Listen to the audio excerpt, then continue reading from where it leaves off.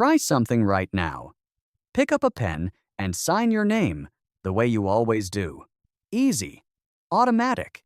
You barely think about it. Now move the pen into your other hand and try again. Suddenly it feels clumsy, shaky, almost childish, as if that hand never quite grew up. Same body, same brain, same person, and yet one of your hands is a trained expert and the other is a bumbling amateur. And here is the strange part. You never decided this.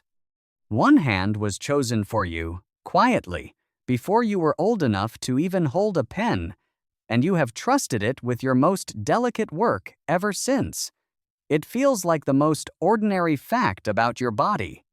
But that quiet divide between your two hands points to something strange and deep about how the human brain is built, a lopsidedness that may be tangled up with the very things that make us human. Start with how consistent this is. Somewhere around 9 out of every 10 people on Earth are right-handed, and that isn't a modern quirk or a cultural fashion. Look back through history, and you find the same overwhelming right-hand bias everywhere. In ancient tools worn on one side, in the way old skeletons show a stronger right arm, in cave paintings where hands were stenciled onto rock. The dominance of the right hand appears to be a genuine, ancient feature of our species, not something we invented. And that, it turns out, is deeply unusual. Because here is what makes human-handedness so strange. It's not just that individuals have a preference, it's that our entire species leans the same way. Plenty of animals show a paw preference.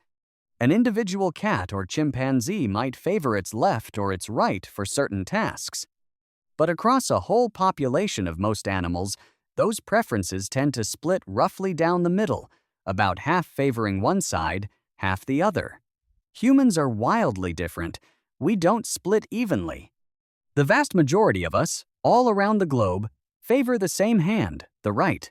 That population-wide lopsidedness, a whole species tilting one direction, is genuinely rare in nature, and it demands an explanation. So let's take the mystery in two parts. First, why have a strongly dominant hand at all? And second, why the right and why do left-handers still exist? The first part has a satisfying answer. Specialization.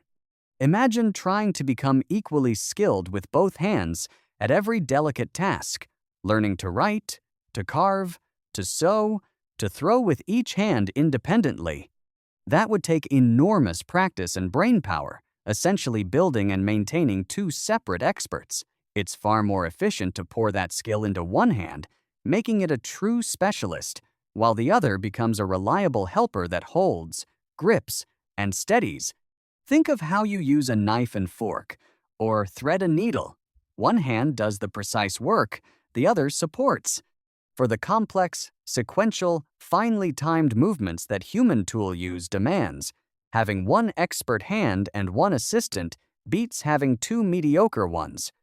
A dominant hand is a division of labor, and it makes you better at the intricate manual tasks our species depends on. And this is where the story reaches up into the brain.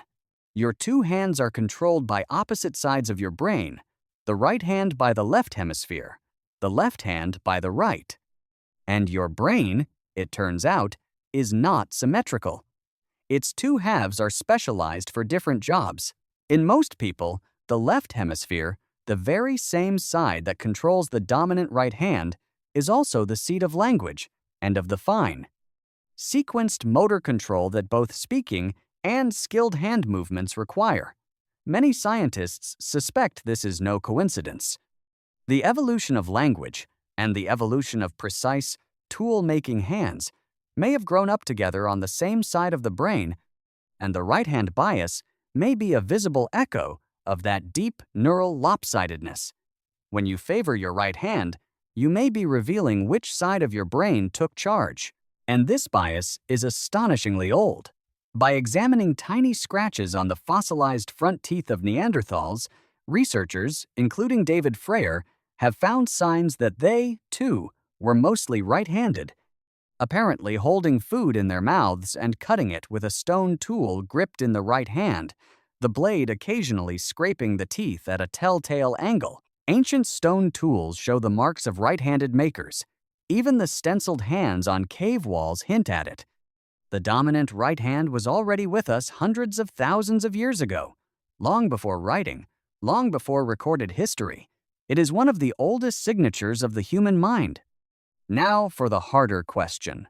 Why the right, specifically, and why, if right-handedness is so favored, do left-handers stubbornly persist at around 1 in 10? Handedness is partly inherited, but it's not as simple as a single gene passed down. Large genetic studies have found that many different genes each nudge the odds a little, several of them involved in how the brain develops its left-right asymmetry. Two right-handed parents can have a left-handed child, and identical twins, with the same DNA, sometimes differ in their handedness. So handedness emerges from a tangled mix of genes and the chance events of early development, not a simple switch. But that raises a real puzzle. If a right-handed world is so consistent, why hasn't the rarer left-handedness simply disappeared? There must be something keeping it around. And one of the most intriguing ideas is called the fighting hypothesis. The thinking is this. In a world where most people are right-handed, a left-hander has a surprise advantage in any close contest because everyone is used to facing right-handers and is caught off guard by a lefty. You can still see a trace of this today in sports like fencing, boxing, and cricket, where left-handers are strikingly overrepresented among top competitors, precisely because their movements come from an unfamiliar angle.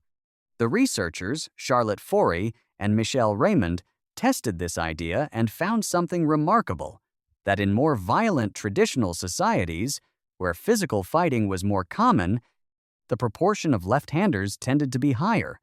In such a world, being unexpected can save your life. But if left-handers became too common, that surprise advantage would fade, which may be why they remain a steady minority rather than taking over.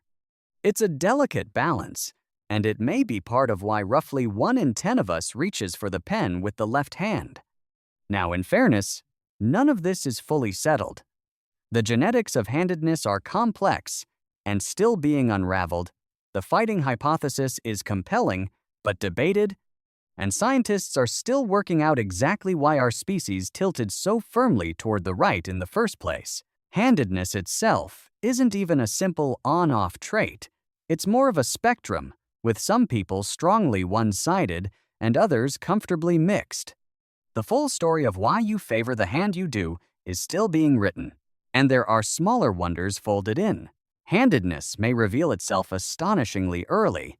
Some studies of babies in the womb suggest that a fetus already tends to favor sucking one particular thumb months before birth.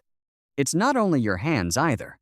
Most people also have a dominant foot they'd kick a ball with, and even a dominant eye they unconsciously favor. And that overrepresentation of left-handers at the elite level of certain sports is a living modern echo of a very ancient evolutionary pressure, the advantage of being unexpected. Your handedness is a small window into just how asymmetric, specialized, and surprising the human brain really is. So the strange truth is that your dominant hand is far more than a habit. It is the outward sign of a brain divided into specialists, a lopsidedness likely bound up with language, tool use, and skill, and shaped by evolutionary pressures reaching back hundreds of thousands of years. The hand you trust with the delicate work is quietly announcing which way your remarkable asymmetric brain leans.